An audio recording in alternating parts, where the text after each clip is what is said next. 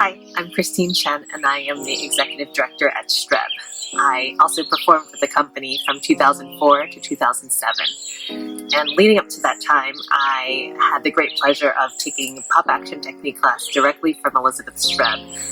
SLAM had just opened in 2003, and Elizabeth was teaching PopAction class 3 days a week. And I absorbed so many things during that time, and I'd like to share a few of my favorite principles of PopAction with you. One is the idea of the impossible move, and it's basically an element or an assignment to do something that kind of seems physically or philosophically impossible. Go from your head to your back with a 360-degree turn, and then back to your feet without any transition.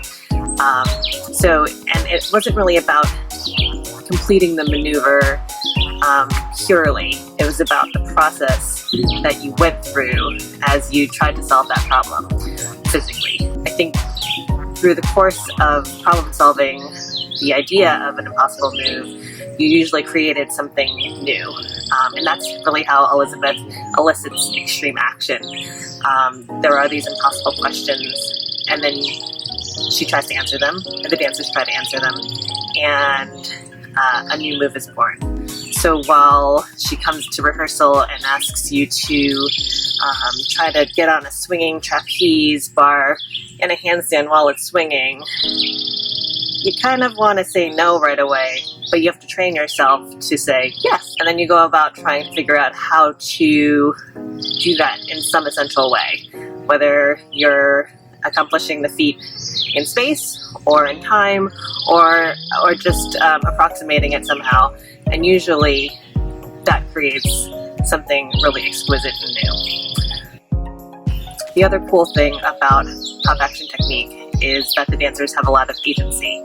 So if you create a new move, you usually get to name it. It has to be pretty unique though.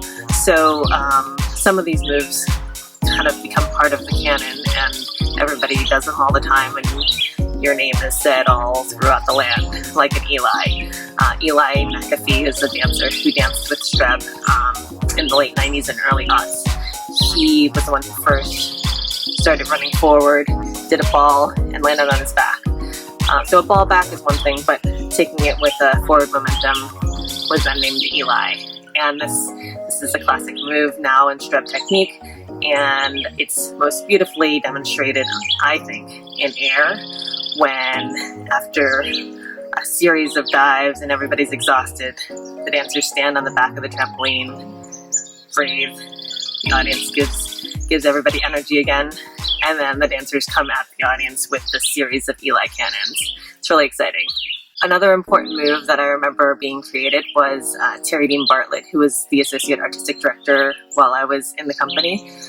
He was the one who first figured out in the giant hamster wheel how to exit when you're inside.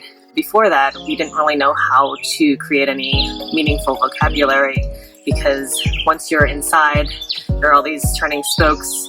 You felt like you were going to get guillotined. So there's some vocabulary on the outside of the wheel, some vocabulary on the inside of the wheel, but we couldn't really mix it. He figured out how to get out, and so that exit was called a teriyaki. There are several versions of the teriyaki. If you didn't have that much speed going when you exited, and you just kind of got out and left the wheel kind of still, that was a teriyaki chicken. And then if you had more speed and you were able to exit and get all the way around over the top to the other side, that was a teriyaki beef.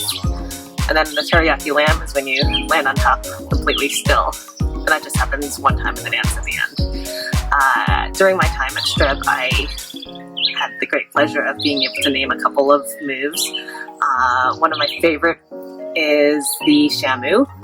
And that is when you do a round off in a high layout, splat down on your stomach, hit an arabesque directly from the rebound, get a look at the audience, and run off.